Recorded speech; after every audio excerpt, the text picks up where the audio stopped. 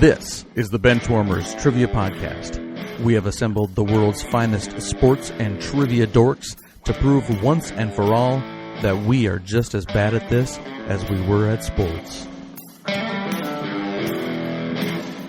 Hello, everyone, and welcome to the Benchwarmers Trivia Podcast, sports trivia for those of us who rode the pine. I'm your host, Josh, and today's game will be pitting the Benchwarmer team of Dan and Scott versus the Benchwarmer team of Eric and Mason. Dan, why don't you let us know how you're doing and answer the following question. Is Die Hard a Christmas movie? Yes. Why wouldn't it be? Just throwing some little questions out there. Okay. Yes, it is. It very much is. So is Gremlins. Mm-hmm. Spoiler alert. Okay. Yeah. I'm all right. I got 2 day week ahead of me here. And then I'm heading to Disney for Thanksgiving. So it's gonna be a good one. Looking forward to it. So every time that Scott and I are together, we have a go-to team name. So we've both together been kind of part of this. So I'll let Scott go, and then we'll kind of talk about the team name after that.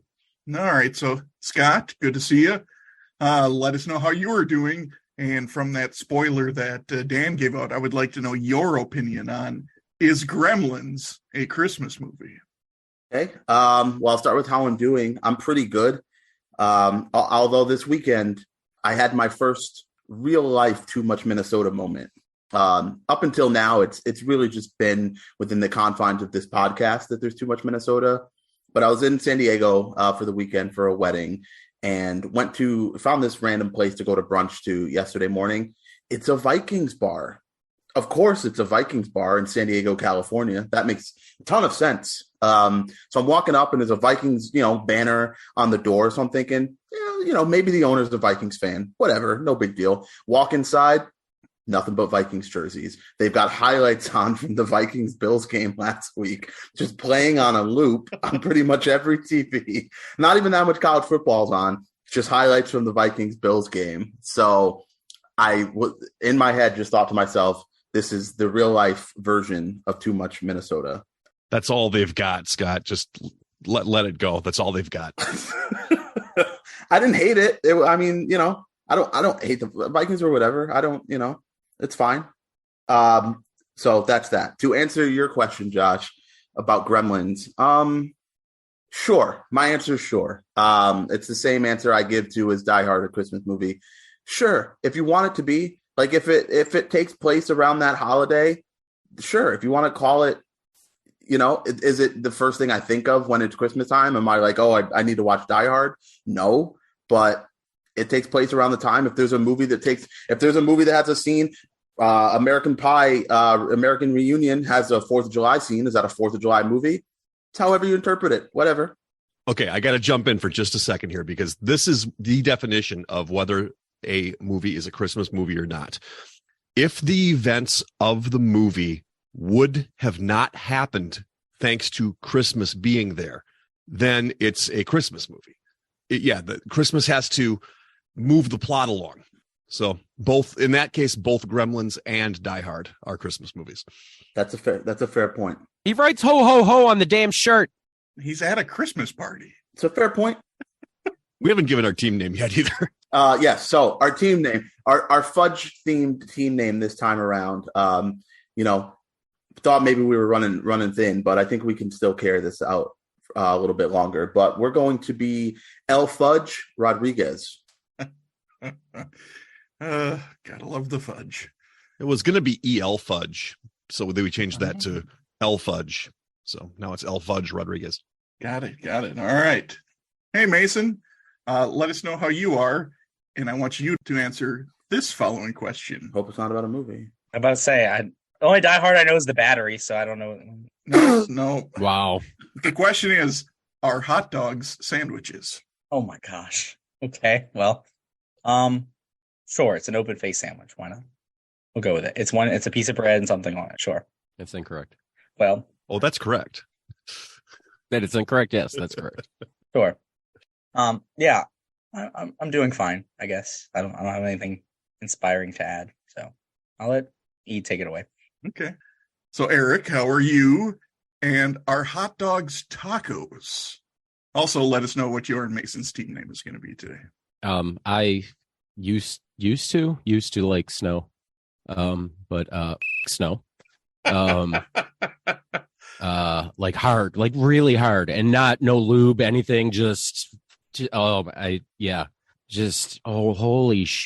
get the it's this 6 feet.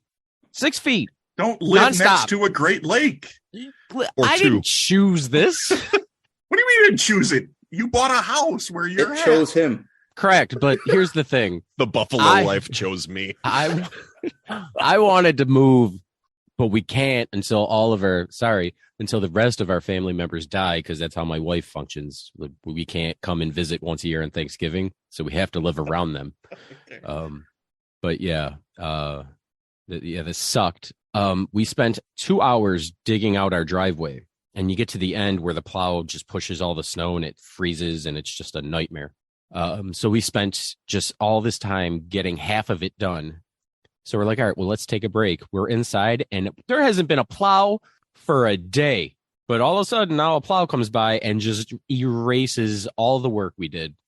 How is there not a better way? If there's 6 feet of snow, don't plow me in after I just spent 3 hours. Anyway, so yeah, then we had to redo it all over again. And I now, the headache I was feeling coming on it's officially here. All right. But yeah, as far as our hot dogs tacos, that's why a hot dog's not a sandwich, because a hot dog is its own thing. A hamburger is its own thing. A taco is its own thing. A sandwich is its own thing. It has to be a sandwich. It's not. Because if you call a hot dog a sandwich, then you have to call a hot dog a taco. And then you have to call a taco a sandwich. And then next thing you know, then where does it stop? Then where does it stop? Anything can be what you want it to be. And then all of a sudden, Howard Duck is a 4th of July movie. I don't know. It's its own thing. I want a Choco Taco. Yeah. Is that a sandwich? It's not. Yeah, It's sure. ice Ice cream sandwich. Delicious. It doesn't exist anymore. I thought they got rid of it. Yeah, it didn't. Yeah, now I'm sad. Is a Swiss cake roll a cake or a roll? It could be in a sandwich. No, it can't be. Now I want a Swiss cake roll. Hey, it can be a sandwich if you put it between 2 pieces of bread. Sure. Anyway, snow. And our team name today, just because I felt like throwing a tribute out to David. He's done a lot for us lately, so why not? He listens to this probably 6 a.m. in the morning, and he's weird. So our team name today is actually in honor of David and Old Dirty Bastard. Oh, baby, I like it raw. Which is how the snow gave it to you recently. Correct. I'm still recovering.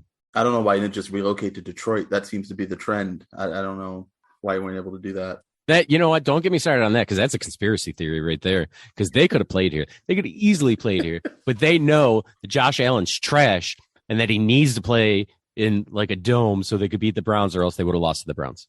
So when are they going to put a dome on top of the stadium is the question. They're not doing it. They're doing like a half enclosed bullshit thing.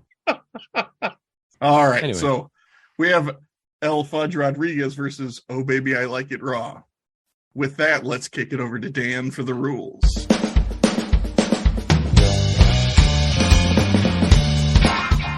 The game will consist of 4 quarters of play, each with different trivia style. The styles of quarters 1 through 3 will change from show to show, and I will explain them as we go along. Like any good sporting event, we will have a halftime show after the second quarter with entertainment questions. And in the fourth quarter, our teams will wager from their points accumulated to see who are today's clipboard captains, to be honored like the true benchwarmers they are. All right, let's get this game underway.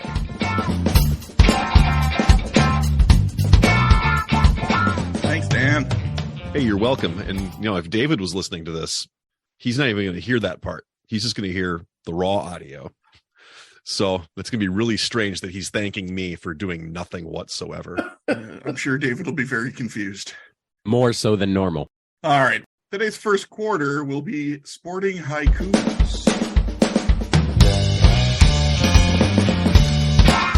Sporting haikus. For this quarter, there will be 4 questions in haiku form. Each question is worth 25 points. All right. Question 1. 23 F1. Fernando Alonso team Dalton would approve. Darren Dalton? I've already sent that to Mason. Already sent That it. was the only thing he sent me. That's the only thing he sent me. All I had. I've sent him 3 others. and he only Was sent me one Darren Timothy Dalton? Yes, that was one. Yeah. Yes. Andy Schultz. Dalton Schultz is a good one. I appreciate that one. Yep, Dalton Schultz. Yeah, All I right. mean, that Andy Dalton threw a pass to Dalton Schultz, a touchdown pass. So Yeah. that's a good pre and post game. I watched the Abu Dhabi race today. My first full F1 race. I watched it. I don't know if they referenced where he was going today or not. Oh, I know. I think I know where he's going. Okay. I think. Okay. I just don't understand the Dalton clue, which is kind of throwing me off. All right. We'll check in. All right. Oh, baby, I like it raw has checked in. El Fudge Rodriguez, you guys can talk it out. Okay, so I think that he is taking Sebastian Vettel's spot with Aston Martin, but I have no idea what Dalton means. Or who he is or what he would approve of. Right. That's the best I've got. Yeah. I mean, Dalton's isn't he the guy from Roadhouse? Yeah, that's a Dalton. I mean, it's Aston Martin's a thing, and you know that's where he's going. Then, And I Sebastian Vettel's last race was today. and you watched it. Yeah, and I'm pretty sure that he's taking his ride. So Let's do it. let's just go Aston Martin then. Yep. Check that in. Okay. And oh, baby, I like it raw. What did you guys have for an answer? We went with the other car company. We went with the Red Rifle. Although I think I figured out what the clue is with what Dan said. Is it a reference to James Bond Aston Martins, like Timothy Dalton? Oh, there it is. I could have gone with Brosnan, or I actually could have said James Bond would approve. I didn't want the clue to be absolutely give it away. I just wanted to have a clue in there. So, yes, the reference was Timothy Dalton, not any of the other Daltons. I bet you Darren Dalton had an Aston Martin. Yeah. He might have. Doesn't anymore. He's No. So, Alonso, the two-time world champion, is leaving Alpine, formerly Renault, the team with which he won his 2 championships in 05-06. And as Dan said, he will be taking Sebastian Vettel's seat at Aston Martin next year. So, is he related to Sebastian Telfair? no, No. All right. I don't even think a little. No. Not even a little. He has some fabulous hair, though. Sebastian Telfair or No, Vettel. Okay, let's move on to question 2. Charity auction, 2 gold, 1 silver medal. Beware of the board. We'll check in. Hey, El Fudge Rodriguez has checked in. Oh, baby, I like it raw. You guys can talk it out. there was a auction recently. I saw it. I don't know. I know Ryan Lochte auctioned off some of his stuff before. And I don't know if that started a thing or whatever, but I know then Greg Louganis did it. And he hit his head on the diving board. So Okay, that's fine. I didn't know what the question was even asking for. I didn't know if it was a person or what it was even getting at. So all right, we're gonna check in with Greg Louganis. Okay, and El Fudge Rodriguez, what do you guys have? I got it only from the last 2 parts of that. 2 gold, 1 silver medal. Beware of the board. I had no idea he was auctioning anything off, but beware of the board made sense for Louganis. So we also went with Louganis. Well, both teams will be getting points. The correct answer is Greg Louganis. Louganis's medals that are currently for sale on his website are his 1976 Olympic platform silver medal, won at age 16, and his first and last Olympic gold medals from the springboard in 1984 and the platform in 1998. He had previously given away his other 2 gold medals. I don't know if we've ever talked about this. The Jack Lambert auction. No, we did not. He auctioned off his false teeth holder, and it got like 20 grand. Among other things that he auctioned off, but that was like the main one. It was his autograph box where he held his teeth. Wish I had it. I mean, you as one needs every once in a while, I could use one of those. Maybe David has it for his dentures. Oh, is he that old? How old is David? Older than you, Dan? He's not significantly older, but I think he's a few years at least. Well, how old is Julie Bowen? That's a good question. That we can figure out. They were at Brown together. David go to Brown? What? Julie Bowen is 52. Then he's somewhere in that realm of age. No, I think he was held back though, so he might be older. Yes, David was held back. At Brown. At Brown. Oh. You know, he would probably get referenced a lot less often if he didn't listen to the episode the next morning after it records. You mean the raw audio? Yes. Oh, man. All right, well, let's move on to question 3. XFL Phase 1. Number 1 draft pick RB played for Baylor Bears. We'll check in. Okay, oh baby, I like it. Rod's checked in. El Fudge Rodriguez, you guys can talk it out, or Scott, try to come up with a name. When I tell you that I don't really do very current sports, very current XFL, gonna go right in that pocket there. Well, it's coming back. It was news this week. It's The Rock. It was news in quotes this week. So Rod Smart. That's all I know about XFL. I don't think it's him. A Baylor running back, Dan.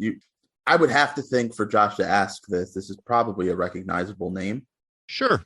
It's not often he asks questions so he can use his own catchphrase after the question. So, I mean, I'm assuming this is just this recent pick, like very, very recent, like this last week or something like that. Agreed. But I mean, that doesn't necessarily mean he just graduated from Baylor last year. This could be a guy that, had a cup of coffee in the NFL, didn't pan out, and now he's going to be in the XFL. But I just can't really think of any running backs that have gone to Baylor. Okay. Unless it's, like a position change. But even if that's the case, I don't think RG3 was drafted to play running back in the XFL. So that's probably true. Yeah. So I don't really know I can't think of any other Baylor running backs. So I don't know. I don't know who this is. No, I'm not helping you out here at all. I'm sorry. Lorenzo.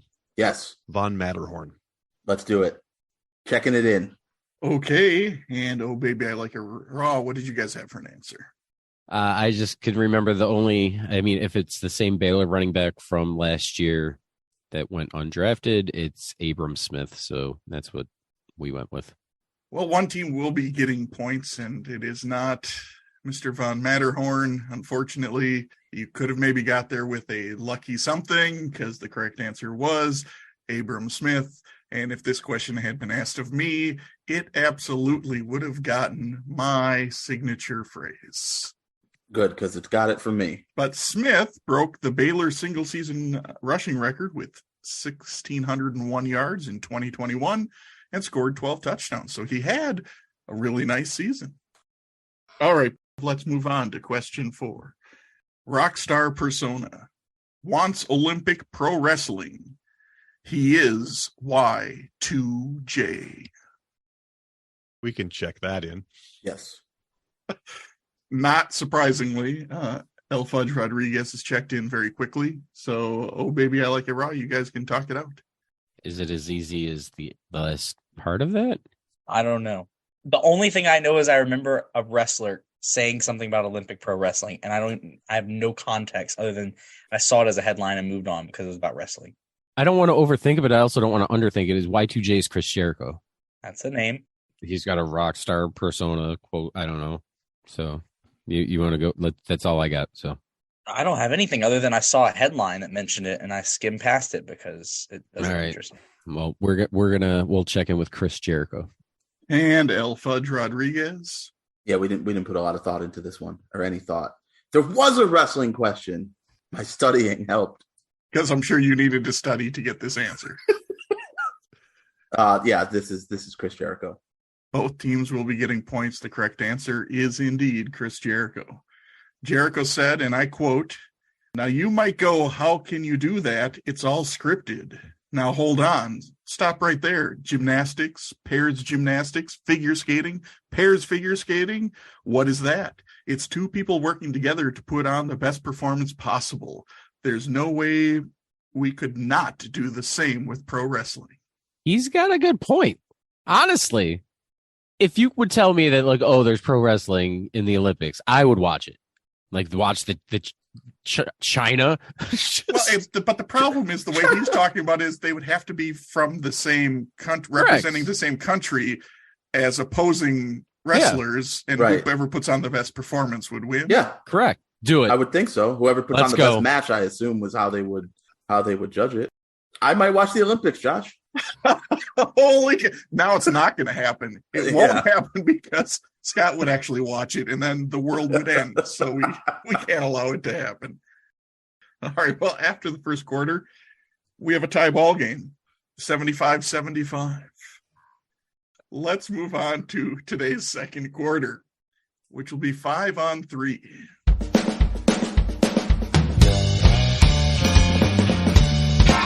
Five on 3. For this quarter, there will be 3 categorized lists containing 5 items, where each item is worth 10 points. The teams will attempt to guess as many items as they can.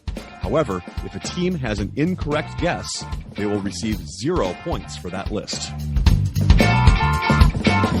Today's 5-on-3 has a theme: franchises that moved.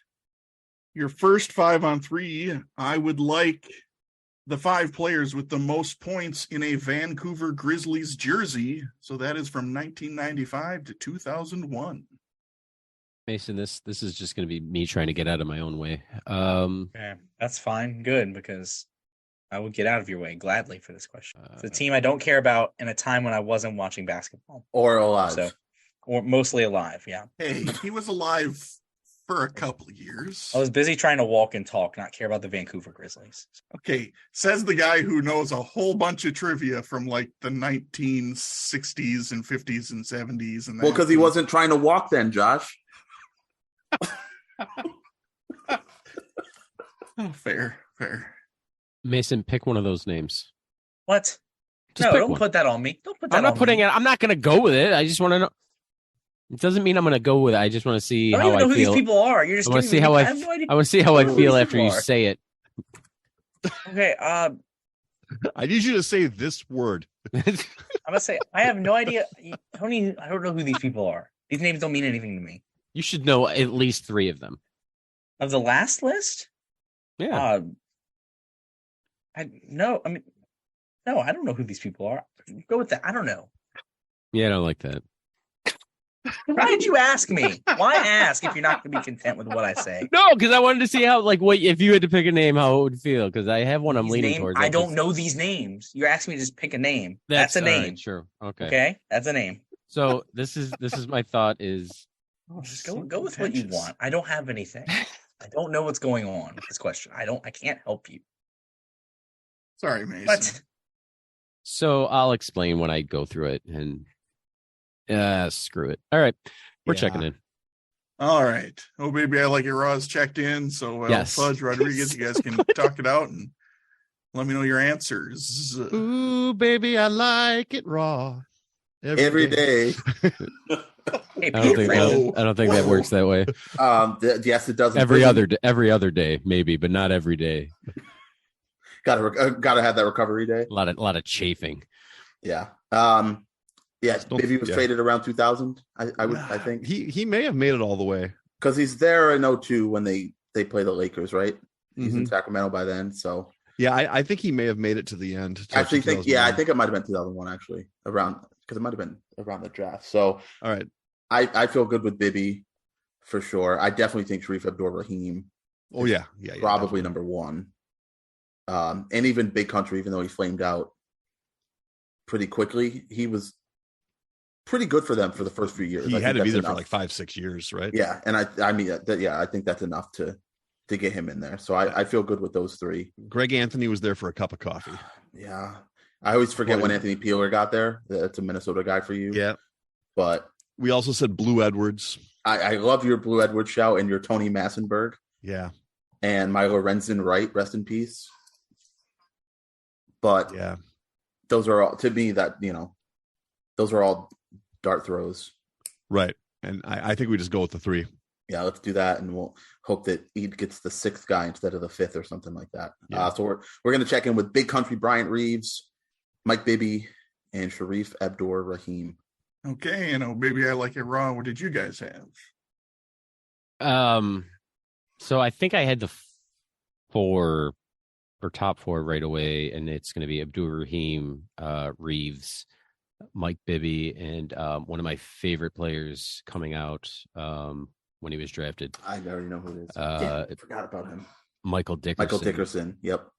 I loved Michael Dickerson. He only had like 2 good years, and it happened to be the 2 years in Vancouver. He got traded for Steve Francis and then got hurt. Yeah.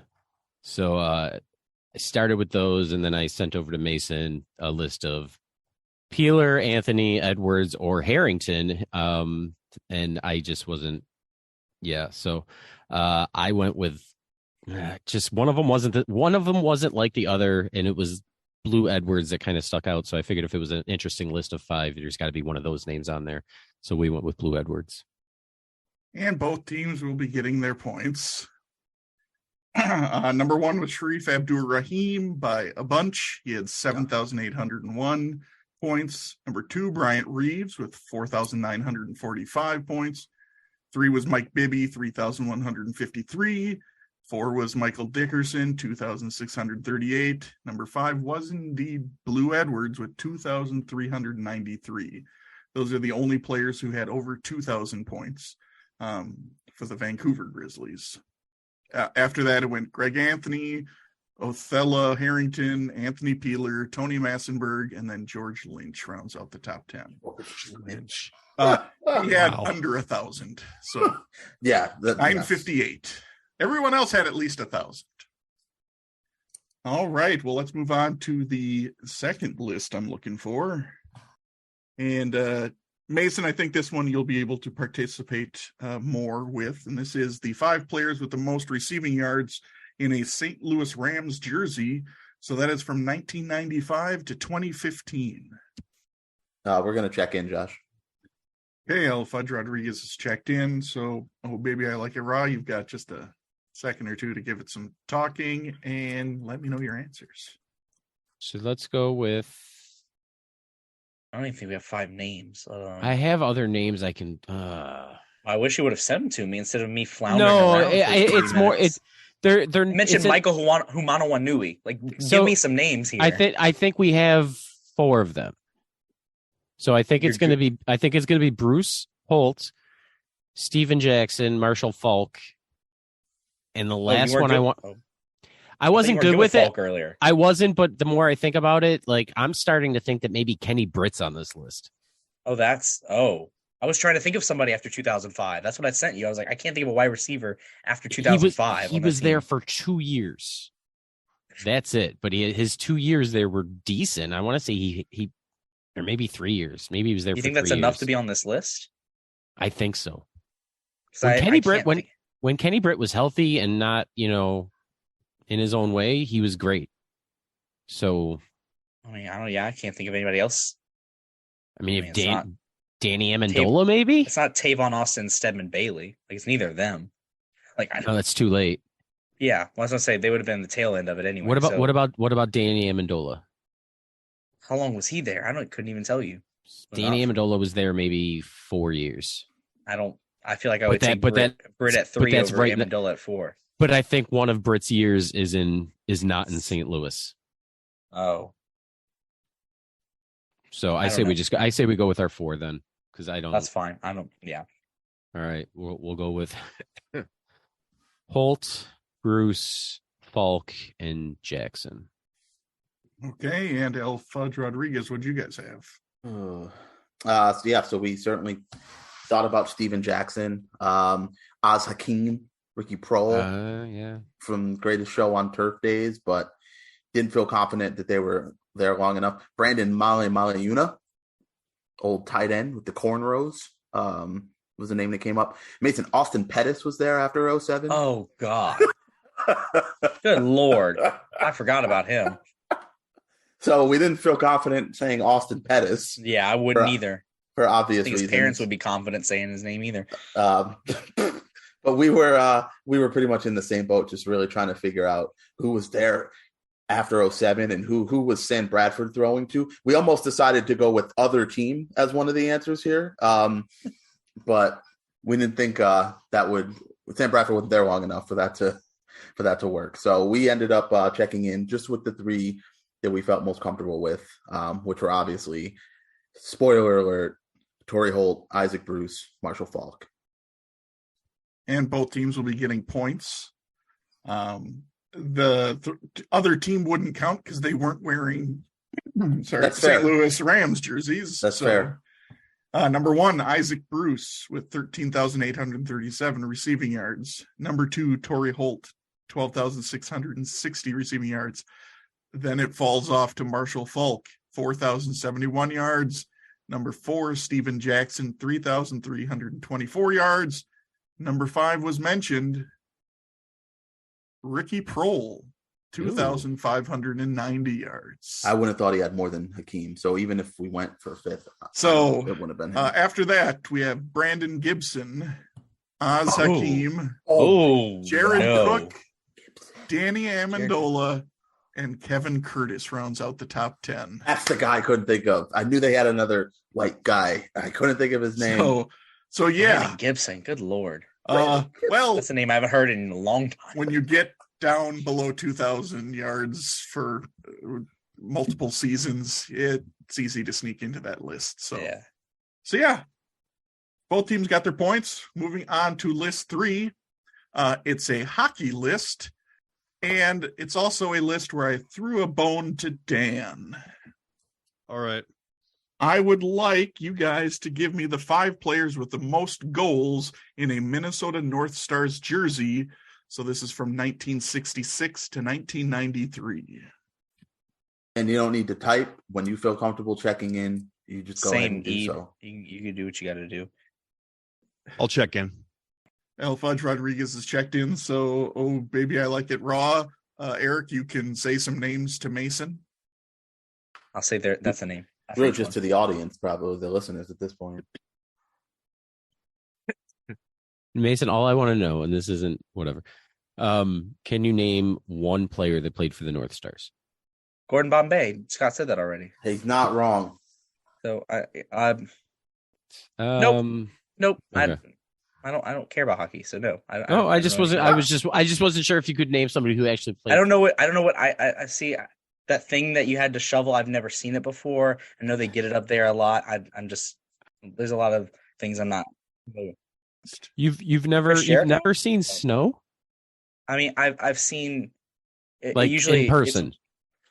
I mean, I have, but not on the ground. Significant. Like it would just melt on the ground. Okay. I flew into Chicago once where they had snow already there, but like seeing snowfall and accumulate enough to where it's serviceable and it's not just like crushed ice. I wouldn't call it serviceable. But I mean, like where it doesn't just melt on impact. All right, you know? all right. Fair. Yeah, this more this than like stuff an does inch. it. So I thought it was powdered sugar or cocaine. I didn't know what it was when you showed the video. I wouldn't be here if it was cooking. You'd be outside. I would have overindulged, I'm sure. All right. Anyway, Math. yeah, we'll check into with the following: Brian Bellows, Neal Broten, Steve Payne, Dino Cicerelli. There's one more. Crap, spacing on his name. We'll just do those 4. Okay. And El Fudge Rodriguez, what'd you guys have? I have the same. I have the same 4 that Eve does, except for I do have the 5th one. Way back. You got to go back on this one though. Bill Goldsworthy. Both teams will be getting points. Number 1, Brian Bellows with 342 goals. Number 2, Dino Cicerelli, 332. Number 3, Bill Goldsworthy, 267. Number 4, Neal Broten, who has been an answer before on this podcast, 249. And number 5, Steve Payne, 228. After that, you have Dave Gagne, Bobby Smith, Tim Young, Danny Grant, and J.P. Parisi. A couple of those names would have been who's to even me, but that's okay. Does Neal have a brother named I Sauer? love Bobby Smith. Say again? Oh, Dan can go. Sorry, mine was a smart alecky comment. So you don't No, hear it's mine. okay. What was your smart aleck? I was saying if Neal had a brother named Sauer. He had brothers. He did have brothers. That's for sure. $25 right Aaron there. Broughton Awesome. was in the league. He is the only American on that list. I think you got to go all the way down to Madonna before Yep. you get another American. Oh, yeah. He doesn't quite make the list because he only had Right. his Only a first couple 4 years. seasons before they went to Dallas. And okay, so after the second quarter, we have the following scores. It's no longer a tie. El Fudge Rodriguez is at 185, and Oh Baby I Like It Raw is at 205. That brings us to halftime.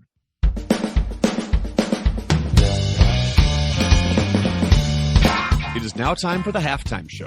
There will be 3 entertainment questions pertaining to sports, with each question worth 25 points.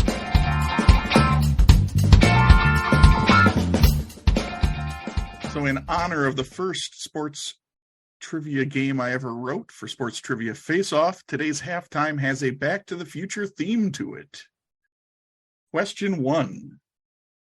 During the summer of 1985, before heading back to 1955, Marty McFly may have seen this movie with the following plot.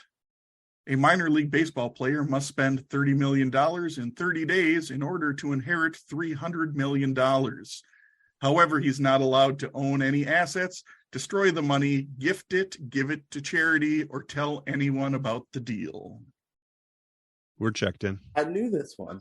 El Fudge Rodriguez is checked in. Oh, Baby I Like It Raw. You guys can talk it out. Go ahead, Mason. I've seen it, and I asked a question about this on this podcast. So this is Brewster's Millions, and I think there's actually an original version like way back in the day, but this is the Richard Pryor version. So yeah, we'll check it with Brewster's Millions. And El Fudge Rodriguez. Yeah, Brewster's Millions. Both teams will be getting points. Correct answer is Brewster's Millions. Brewster's Millions was the 20th highest grossing movie of 1985 at $39 million. Back to the Future was the highest grossing movie of 1985 at $211 million. And Rocky IV was the highest grossing sports movie of 1985 at $128 million. And that was the 3rd highest of all movies. What was the highest grossing rom-com, Josh? I Rocky IV. Back to the Future. Brewster's Millions. Brewster's Millions. Isn't that Breakfast Club, maybe? All right, moving on to question 2. In early November of 1955, Marty McFly may have seen this movie with the following plot.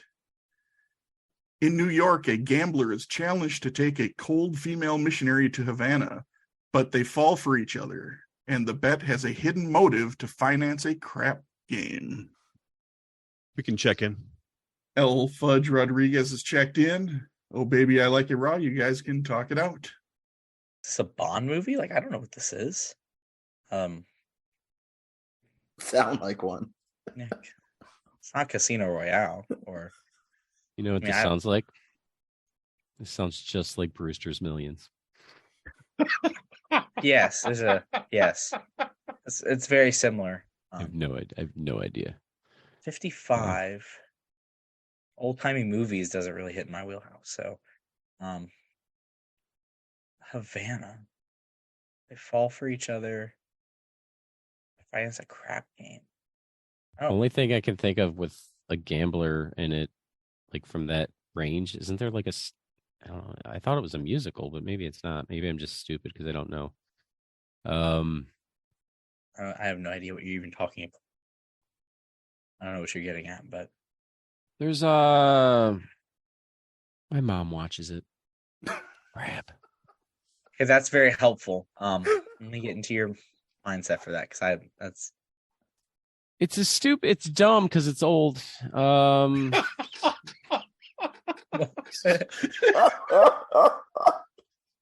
Okay. it's dumb because it's old.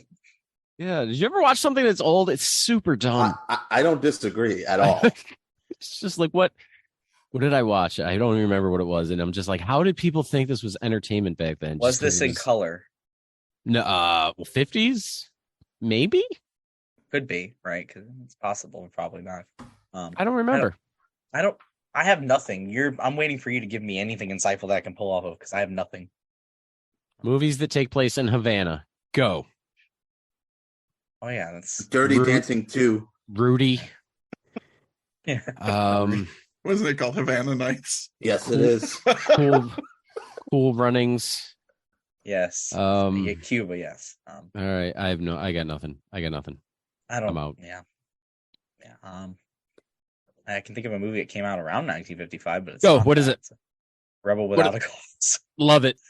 The Gambler. I don't know. I don't know. The Kenny Rogers story. American Underdog 2? Air Bud.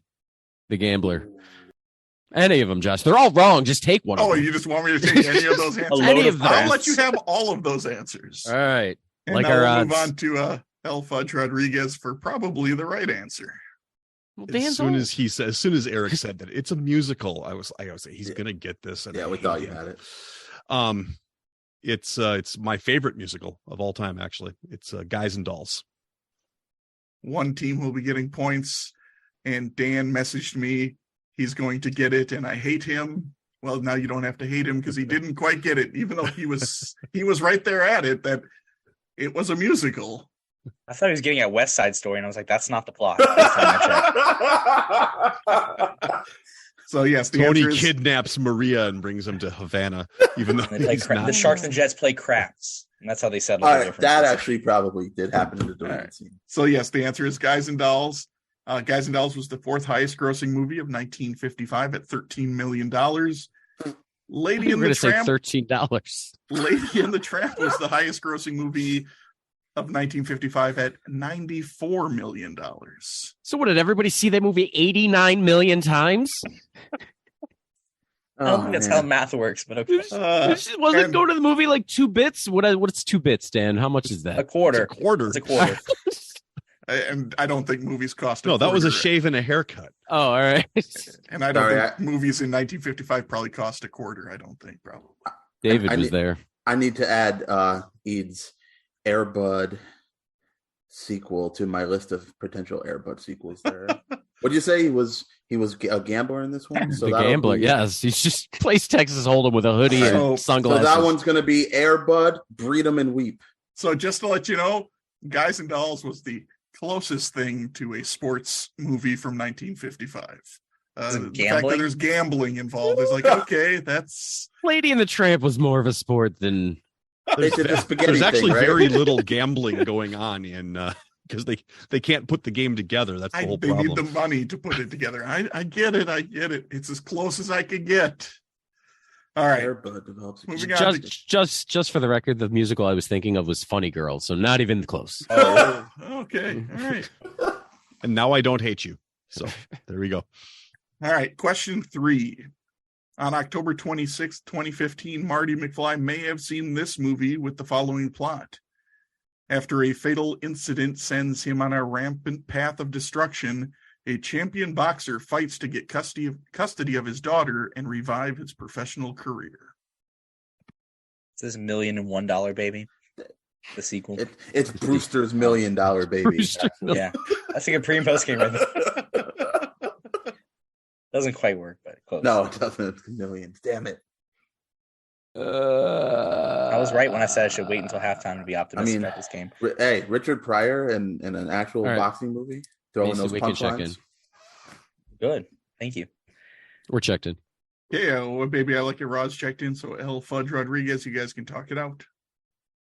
What's the 2015? What's one of the 2015? Help me out here, Scott. Jake Gyllenhaal. Southpaw. Yes, that's it. Okay. I thought it might have been, but there were so many in that span of movies that came out that involved fighters. I always get mixed up. Yeah, but that's it. It's Southpaw then. Yep. Let's go. Sounds good. In. Hey, baby, I like it raw. What did you guys have? We checked in with Guys and Dolls. No, sorry, Southpaw. Funny Girl. Southpaw. Sorry. Both teams will give any points. The correct answer is Southpaw. Southpaw was the 53rd highest grossing movie of 2015 at $52 million. Star Wars Episode 7, The Force Awakens, was the highest grossing movie of the year at $937 million. Creed was the highest grossing sports movie of 2015 at $110 million, the 28th highest. I thought you were talking about the band. No. Not 2015. Their biopic.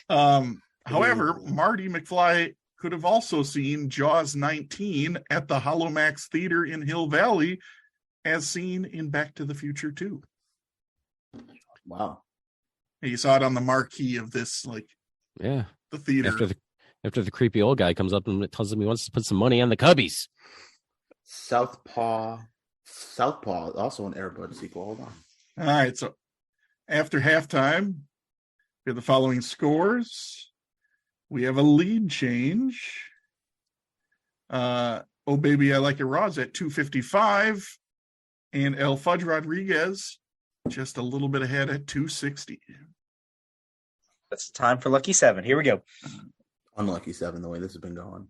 But hey, before we move on to any more trivia, did you guys know that we have a Facebook group called The Bench?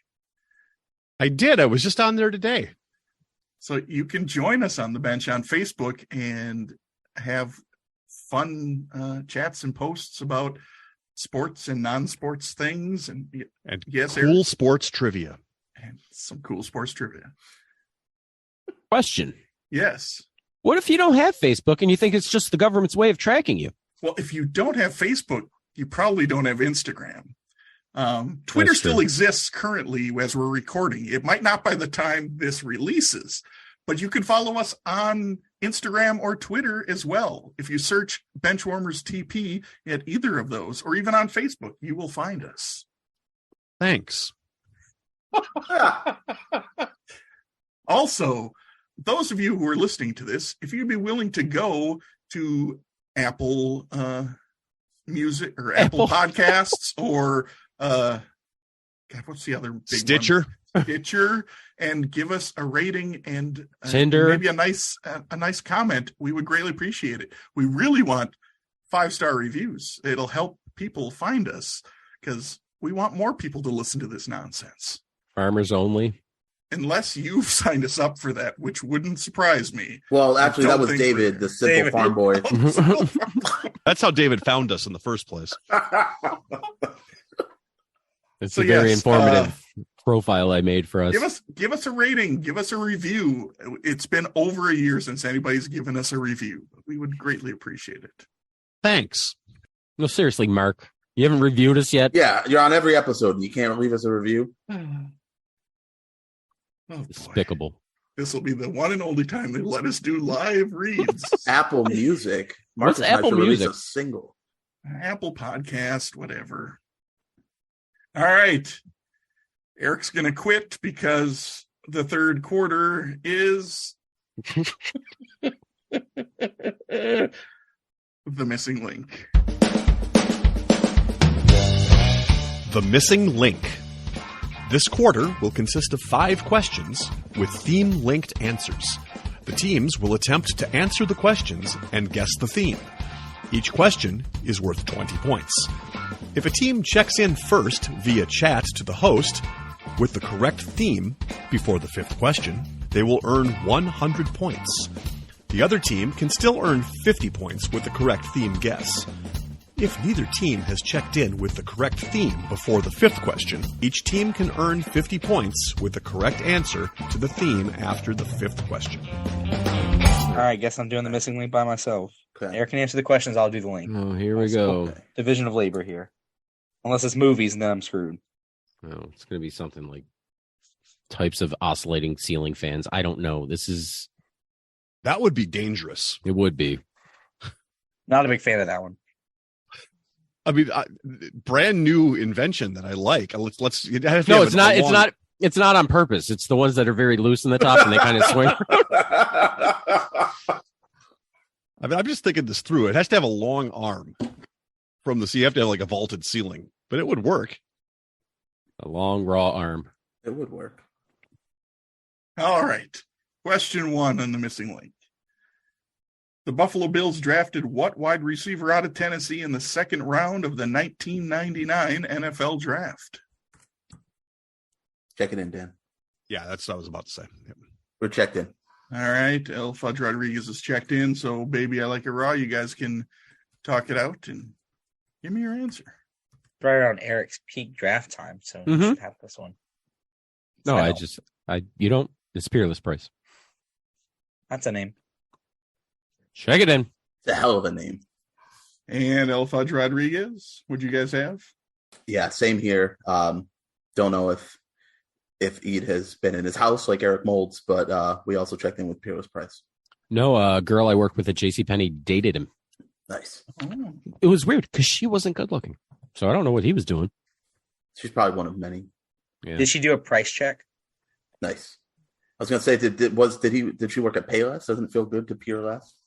All right, move on. She had So weird yes, hair. the correct answer was Peerless Price, and Price had his best season in 2002 when he had 1,252 receiving yards and 9 touchdowns. Nice. Remember Lee Evans? I do. He dropped a touchdown. They would have taken the Ravens to the Super Bowl. All right, question 2 in the missing link. What running back set a single-game rushing record for the Cal Golden Bears when he ran for 311 yards on December 6, 2008 against the Washington Huskies? Sorry, Marcus.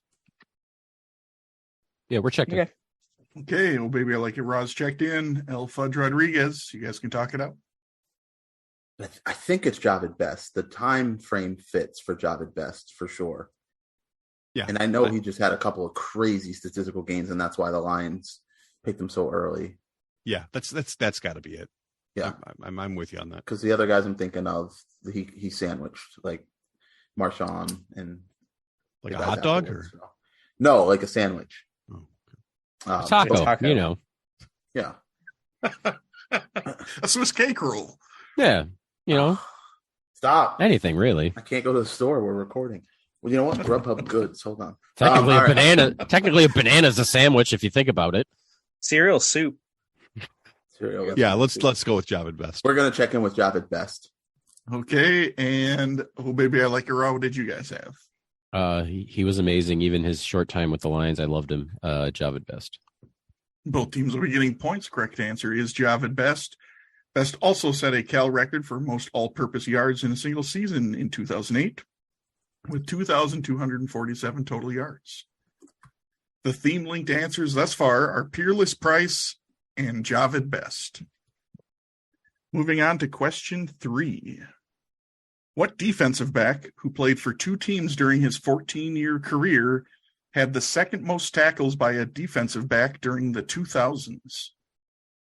All right, let's go with that. The one you said. Yeah, The let's first go one with you said. that. Just because Okay. it works for all of it. I think. Okay. Sure. Go for it. All right, we're gonna check in. Okay, oh baby, I like it. Raw's checked in. El Fudge Rodriguez, you guys can talk it out and give me your answer. All right. I know Antoine Winfield fits the teams, and he Yes. had a lot of tackles during that time. You would remember more than I would on that. Initially, I thought this kind of veers towards a safety, just tackles, especially then. Guys were really racking up tackles, like a Brian Dawkins, some of those safeties, Bob Right. Sanders, but Yeah, I also thought about Rondé Barber, but he never left Tampa. I don't believe he left Tampa. Remember him being a guy that latched on somewhere else. Right. Right. I thought Adrian Wilson, but I don't know that he quite made it to play 14 years. So 14 years for Winfield? Is that about right? Probably. It's probably around there, actually. Yeah. I mean, I don't feel strong enough about anyone to definitively say let's do it. So if you have any sort of inkling on Winfield, let's just do it. All right. Yeah, we'll go with Antoine Winfield. Okay, and oh baby, I like it raw. What did you guys have for an answer? Mason said over Ed Reed. I wasn't sure of him with tackles. Yeah. And then the more I thought about it, the one guy I did know who was a big tackler, like Dan said, and played for 2 teams, the Bills and Vikings. Antoine Winfield was known for tackling all the time. His career was around 14 years, so we went with Antoine Winfield. And both teams will be getting points. The correct answer is Antoine Winfield Sr. Winfield was second to Rondé Barber, who only played for 1 team during that same period. Oh, your host. So the theme-linked answers thus far are Peerless Price, Javid Best, and Antoine Winfield Sr. Moving on to question 4. Yes, that's it. Check it. What one-time World Series champion and Hall of Fame catcher has the most career base runners caught stealing in the live ball era? So that's 1920 to present. He played for 4 teams during his 19-year career that started in 1974. I think that's it. Let's check it in. All right, we'll check in. Okay, El Fudge Rodriguez is checked in, so oh baby, I like it raw. You guys can talk it out. I don't know much of anything on this. Yeah. Gary Carter, maybe? What about what's his name? Hold on. I might sound dumb for this because I don't remember exactly when he played. Carlton Fisk. Is that Fisk? I'm just trying to think of catchers. Like that's all I'm struggling with. I can't. I think he's too old for that. Okay. I'm just thinking of guys. Like I don't have anything for this. I think his career is longer than 19 years. That's what. Yeah, I can see that. I have nothing to go off of a theme because I'm not familiar with any boy bands with Peerless, Javid, and Antoine in them. So. Oh, you're not listening to enough boy bands there, Mason. Yeah, that's probably someone I'm. It's obviously one that Diddy created. Yeah. Only name I can come up with in that time area is Gary Carter. Is he really? Would he really have had the most career base runners caught stealing? I don't feel No like that's idea. a thing. No I idea. don't feel like that's because Gary Carter played other positions. I mean, he played. He did. For a little Yeah. bit. So I mean, I don't know. I think, but the time frame works for that. To be honest, Okay, like sure. there's Johnny Bench, but I don't think he was gone Nope, by. he didn't play for 80. 4 teams. No. Pretty- Oh, I missed that part. He didn't play 4 till teams? 93. He also didn't play till You missed that 93. part? I missed it. Hold on. 4 teams. 4 teams. Gary Carter played for. 4 teams. Was it? 3 or 4. It's close. I can only name 2. So I'm Expos, Mets, and he finished with the Giants. There might be an extra one in there. I say we go Gary Carter then. Sure, it's fine by me. All right, we're gonna check in with Gary Carter. Okay, and El Fudge Rodriguez, what did you guys have for an answer? We threw around pretty much same names, similar names, trying to figure out the time frame, a Hall of Famer, and the amount of teams. And the last name that I threw out that seemed to fit, especially with the one World Series on the Mets, was Gary Carter. So we also checked in with Gary Carter. And both teams will be getting points because the correct answer is Gary Carter. Carter threw out 810 base runners during his career, during which he won 3 Gold Glove Awards. So the theme-linked answers thus far are Peerless Price, Javid Best, Antoine Winfield Sr., and Gary Carter. What a group! I mean, I'm fine with you sending it because it's a free guess at this point. You might as well just send it. It fits the rest of them. No, I don't know if it fits any of it. I mean, I can tell you this. That's the only thing I got out of that. Yeah. Is there any Doesn't fit others? the rest. Nope. Nothing. Nothing None I'm aware other of. ones. Then I got Nothing no, I'm aware then it's nothing. Just you want me to just send what you have? At least we can send something and may end up stumbling. Go have at it. So I'm just gonna. This is what I'm gonna send. And if he asks for more, I'm just gonna send that. Okay. And let's see. Maybe we get a prompt here. There you go, Josh. How about it? And let's move on to question 5. I figured it wasn't right. Question 5. What British boxer who won the super heavyweight gold medal at the 2008 London Olympics currently holds the WBC heavyweight title? Check in. El Fudge Rodriguez is checked in. Oh, baby, I like it raw. You guys can talk it out. They probably have a theme. We just really like boxing, okay? Yeah, British boxers definitely in your wheelhouse. There's so many of them. All right, what you got, Eric? What? British boxer. Yeah. Can we call Walling? Why did Dan check in so fast? That's It's what the throws theme. me off. They, I know, they have but the it's theme. We don't, clearly. Why did he check in so fast? It's throwing me off. I probably would know this, except he just checked in really fast.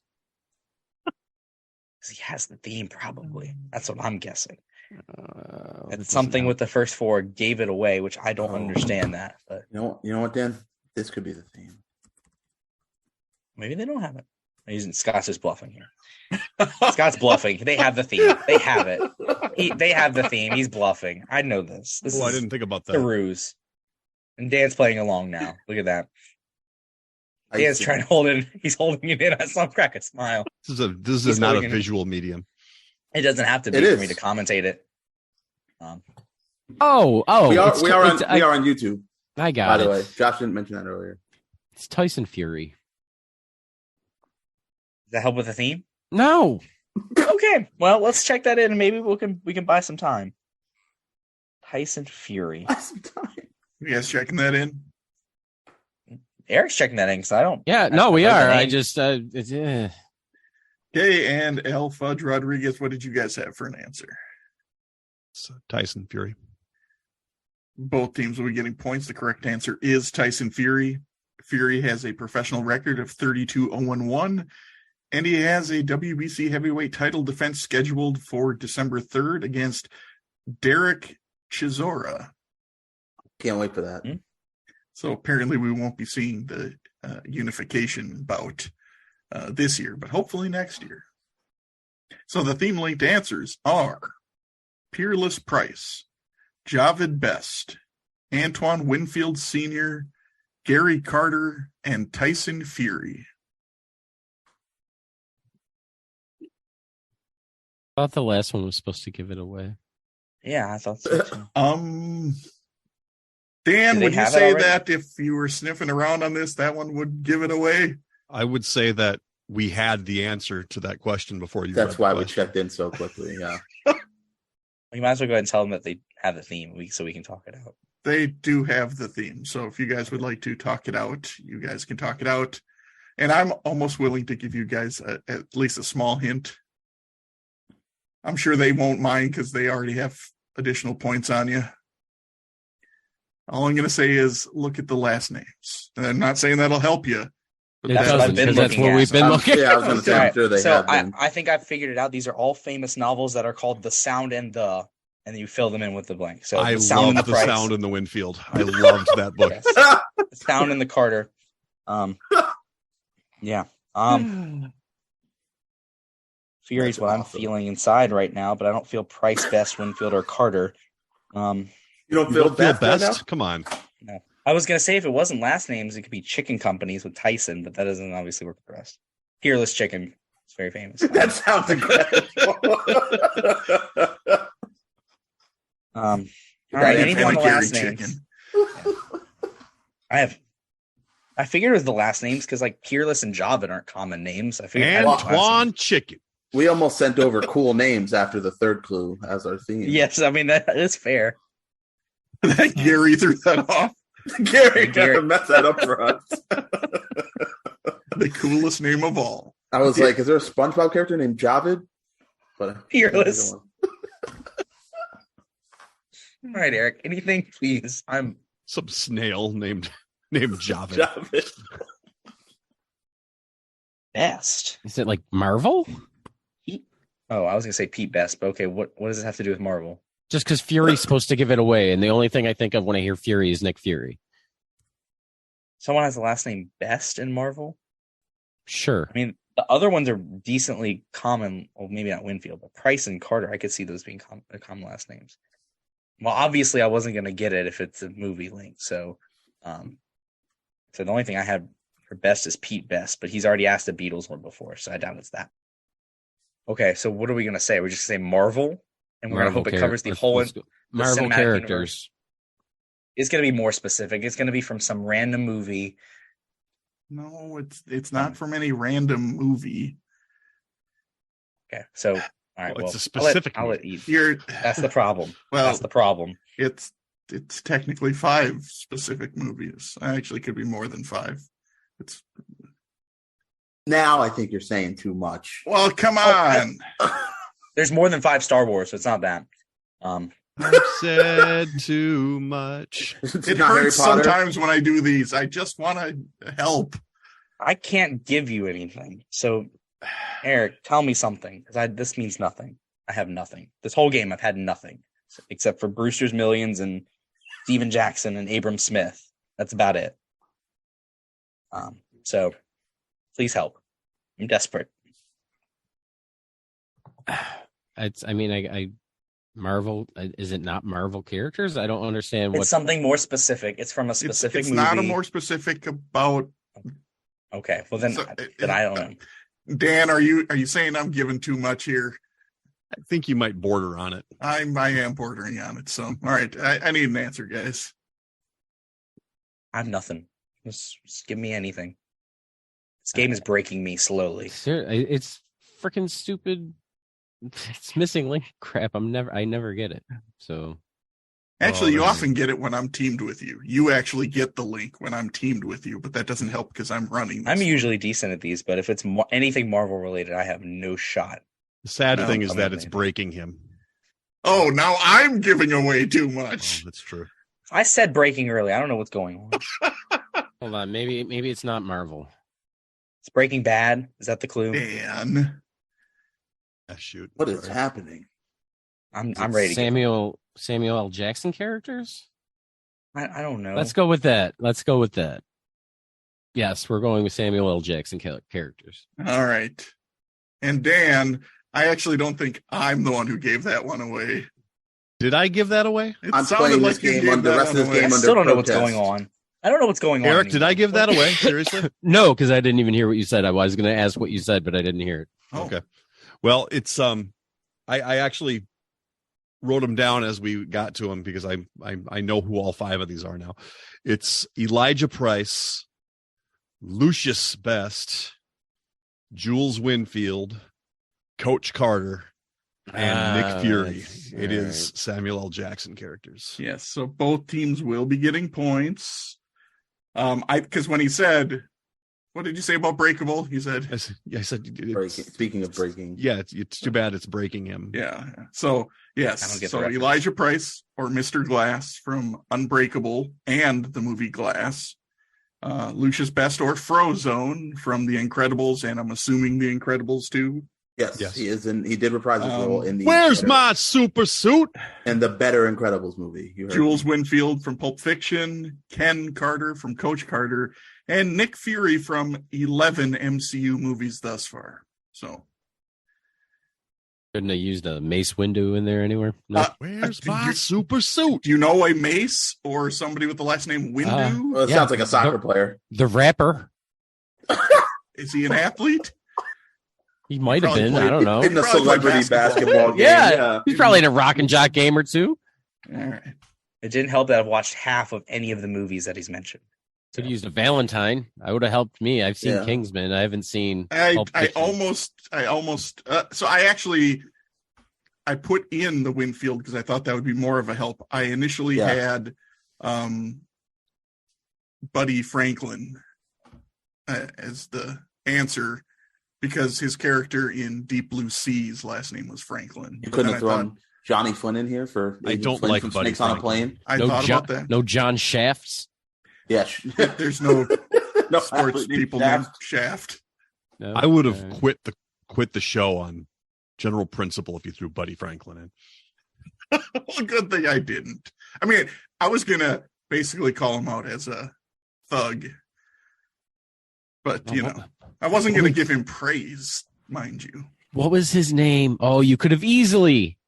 What was his name? It was Luger in Loaded Weapon 1. It was. Yeah, I almost, but I already had a wrestling question, so I didn't want to go with Lex Luger as another answer. I had all of the possible choices. I had Bobby Valentine as a possible choice. I went with these. So, I mean, there's so many to choose from. There were quite a few that I could choose from. Yeah. All right. So after the third quarter, we have the following scores. Oh, Baby, I Like It Raw is at 405, and El Fudge Rodriguez is at 460. So that brings us to the fourth quarter.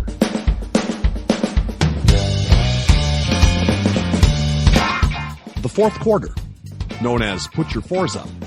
This quarter consists of 4 categorized questions that teams will wager up to 100 points each, not to exceed their current point total. All right. Categories for today are as follows. Question 1, Brewsters, in reference to college football. Question 2, Millions, in reference to NIL deals.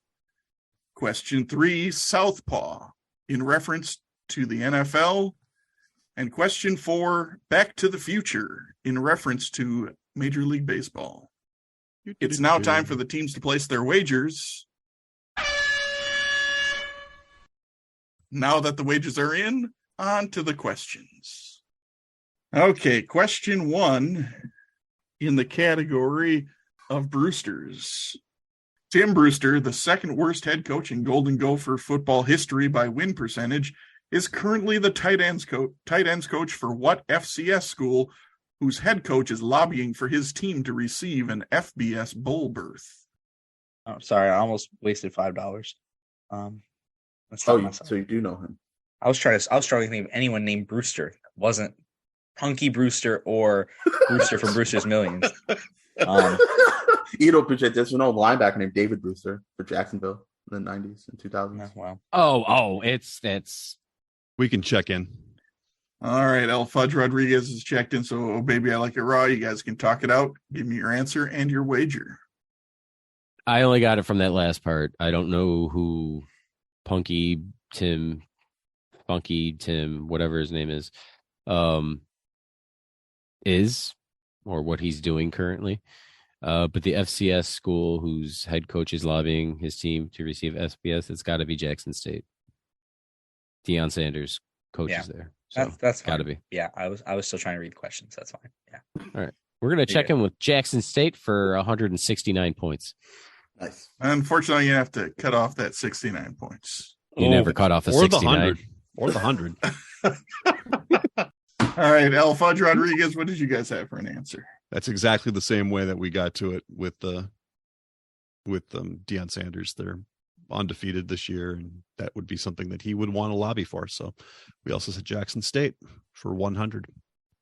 Both teams will be getting their points. The correct answer is Jackson State. And Brewster's 333 win percentage is only higher than Dan. Do you know the worst winning percentage? I don't.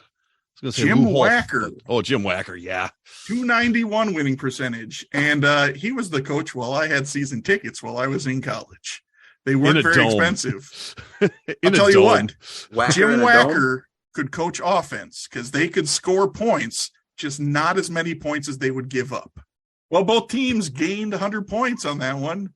Let's move on to question 2 in the category of millions. It should come as no surprise that the top 4 college football players with the highest estimated NIL values for the 2022 year are quarterbacks, led by Bryce Young at $3.2 million and CJ Stroud at $2.5 million. I want you to name the other 2. Who's that guy? No, read the question. Oh, is it? Wait, it's got to be a what? Read the question, Aaron, for the 8,000th time on this podcast. Read the question, please. Yeah, I know what you're talking about, but that isn't necessarily relevant. He's naming running backs. He named a wide receiver. I didn't name him. I know what his name is, but that's not him. It's not. I'm not gonna use that name. All right. I mean, I'll give you his name, but it's not. All right, we'll check in. Okay, El Fudge Rodriguez is checked in. So, oh, baby, I like it raw. You guys can talk it out. Let me know your answers and your wager. Sent a bunch of names, but I don't really feel great about any of them. No. Caleb Williams, I think, is the best one out the group just because USC. I don't know. I don't have any. I mean, I can name a bunch of guys, but I wouldn't feel good about them having a good NIL value. Yeah. Like Stetson Bennett, it's a decently big name, but I don't think it would be him. Hendon Hooker's just come on this year, so I doubt it'd be him. I mentioned Quinn Ewers from Texas, but I don't know about. He hasn't really been doing great. So I'm tempted to say Jackson State's dude. Isn't that Deion's son? Yeah. Do you think we're going to follow up with Deion? I think so. That's Deuteronomy. Because he's going to have, I feel like he's going to have more opportunities because of who his dad is. It doesn't say FBS. It just says college football players. Right. So maybe as a potential. Okay, So let's go Williams and Sanders for 100 points. You good with that? we cover Spencer Sanders too for There you go. Oklahoma State. So there you go. It's not going to be him. And he's terrible. I saw it he's yesterday. Awful. Yeah, you bet on them. So sorry for that. Yeah, me too. Okay, so yeah, we're gonna go Williams and Sanders for 100 then. Okay, and El Fudge Rodriguez. Excuse me. What did you guys have? And what's your wager? Yeah, we threw out all those same names. Also, like some additional ones like Will Levis, Anthony Richardson from Florida, Tua's brother, which is what I call them, just because of the name value. And then I said the kid from Clemson with the unnecessarily long name, DJ something or other, which Mason got like 3 letters into his last name and gave up. Yeah, it's a bunch of vowels. Yes, it's very long. But we were just trying to think of guys that would be marketable, so we kind of latched on to Caleb Williams as well. Even like with the transfer, he had a ton of name value. And then someone who has been overhyped for like going on 4 years now, who only has one good game under his belt, and it just happened to be yesterday. We checked in with Caleb Williams and Spencer Rattler for 100 points. Oh. One team will be getting points. The correct answers are Caleb Williams and Spencer Rattler. Man, I should have thought about that. Williams. I can't stand that guy. Williams' deal is estimated at $2.4 million, and Rattler is $2 million. Number 5 is Ohio State wide receiver Jackson Smith and Jigba at $1.7 million. I just looked up Deion's sons just to make sure that, because maybe the list I had was only FBS, but his NIL evaluation is $1.2 million. So no, he would have not. Oh, how dare him have such a low number? 1.2 million. That's it. That's not prime. All right. Well, we just had a 200-point swing there on that question. So let's move on to question 3. In the category of Southpaw, who was the first left-handed quarterback to be inducted into the Pro Football Hall of Fame? That's it. Nice, simple question. Okay. Straightforward. All right. I mean, they can't all be extra wordy. That's David's job. They can all be zingers, though. All right, we're going to check in. Okay, oh, baby, I like it. Raw is checked in, so El Fudge Rodriguez, you guys can talk it out. Let me know your answer and your wager. I think Ken Stabler was like a late addition to the HOF. Interesting. Like in the last 10 years.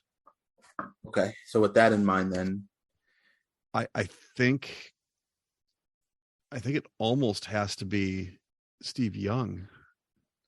Right, because he's been in for a while. Yeah, before Boomer. And now that I think about it, I don't even know if Boomer's in the Hall of Fame. He's probably borderline. Okay, and then there's not too many others. The only other name you had was Jim Zorn. I mean, I wish this was Matt Leinart, but sadly, it's not. All right, let's do it. Let's go with Steve Young for 100. Okay, and oh baby, I like it raw. What did you guys have for an answer and wager? Jared Lorenzen. Oh, sorry. He was hefty. He was the hefty lefty. No, Dan had it right. Stabler was like 2015, 2016 era around there, Hall of Famer. Steve Young was early 2000s. And I think they're the only two that are in, to be honest. So we said Steve Young. And both for 100 points. Sorry. Okay. And both teams will be getting their points. Correct answer is Steve Young. He was inducted in 2005. And Ken Stabler, as mentioned, is the only other lefty in the Hall of Fame, and he was inducted posthumously in 2016. So both teams got 100 points there. Yay! All it took was one of the most obvious answers in fourth quarter history. Yeah, no, there have been other easy ones too. I'm not knocking you for asking something I can get right. I don't necessarily abide by the fourth quarters need to be ratcheted up to no end. I don't abide by that. I asked a question about a guy that was already an answer in the fourth quarter once. Correct. In the same game. true. That you did. All right, before we get on to question 4, just in case any of you are going to be like, but actually, at halftime, the third question I accidentally said October 26, 2015. I meant October 21st, 2016. The Playing this game under 26th was the day in 1985. So Wait a minute. Save your criticism. Mark. Because I do know that Back to the Future Day is October 21st, 2015. All right. Well, let's move on to question 4. Oh, we're still doing this. Yeah, in the category of Back to the Future. Well, Back to the Future 2's prediction of the Chicago Cubs winning the World Series was 1 year too early. The Cubs did play a NLCS game on October 21st, 2015, Back to the Future Day. On that day, what 42-year-old pitcher got the win to complete the sweep of the Cubs? We'll check in, Josh. All right, Alfred Rodriguez is checked in. So for the last time tonight, oh, baby, I like it raw. You guys can talk it out. Give me your answer and your wager. Cologne Eric's was got there. I mean, Yeah, I remember the Mets sweeping the Cubs and ruining my hopes of the Cubs winning the World Series the same year that the movie predicted they would. That would have been amazing, but it didn't happen. But they lost to the Mets. They got swept by the Mets. And old pitcher on the Mets around that time is Bartolo Colon. So yeah, that's fine. Everything lines up for me, so go for it. all right, checking in with one Bartolo Colon for 169 points. Once again, gotta shave a little of that off, but Never shave a 69. Speaking of that, Manscaped. All right, now Mason with the Manscaped live read. Oh no, they're dead to us. El Fudge Rodriguez, what did you guys have for an answer and a wager? Yeah, we just had to place the team, which was the Mets in 2015. So it only made sense, speaking of our team named Fudge, that we checked in with Bartolo Colon because that dude eats a lot of fudge. Don't let him tell you any different. For 100 points. And both teams will be getting points. Correct answer is Bartolo Colon. This was Colon's third and final postseason win of his career. He would get his fifth and final postseason loss in Game 1 of the 2015 World Series to the Kansas City Royals.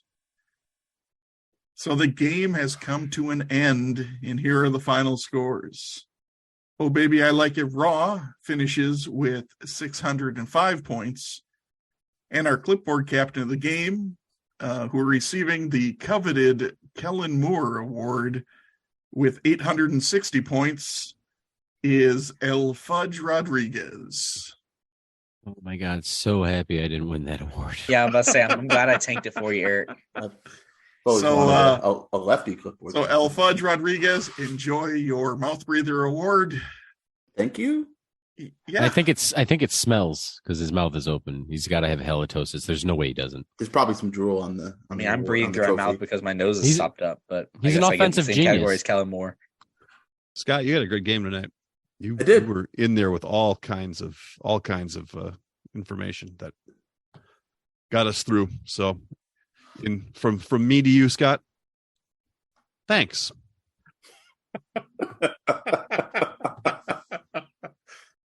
Yeah, this is not using my not using my trademark, but that's a game. Yeah, sorry, Mason. It seems to okay. not hit. It's fine. Hey, you had Brewster's Millions right away, though. You had it. That's because I've seen it. That's about it. Oh. Like I said, I saw half of a movie from The Missing Link. Eric, you gotta say anything? Snow. Yeah. All right. Fair enough. JT. Eric and JT. Eric. Yeah, got to be Eric. Hey, And Eric Snow's a fine, upstanding gentleman. Yes.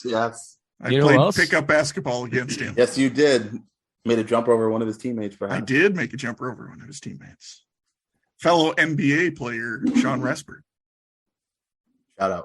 Not nearly as long of a career as Eric Snow, but No. Eric Snow played in NBA Finals. poorly.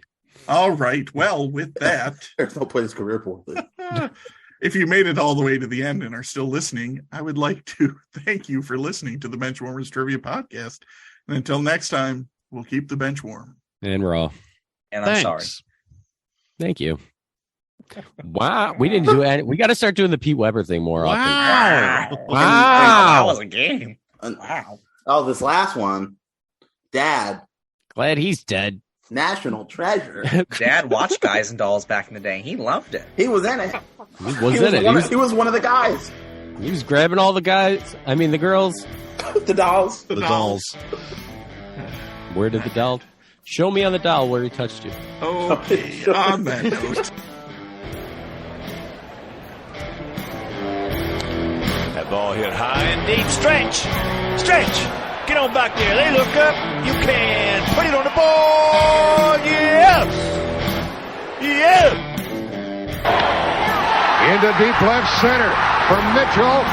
And we'll see you tomorrow night. That great music you're listening to is by Justin Nozick. Thanks to him for producing that music for us. You've been listening to the Benchwarmers Trivia Podcast. Make sure to check us out on all of our social media. We are at Benchwarmers TP. Wait, does he say he listens to this when he walks his dog? Yes, that's what he says. How come we don't know what type of dog he has? He doesn't have a dog. Then who's he walking? It's a euphemism for something. The yo-yo. Eric. Yo-yo. He's yo-yo. So you just walk the dog. He's walking outside with a yo-yo. I could see that. The thing is, when David was a boy, yo-yo was the hottest new toy on the market.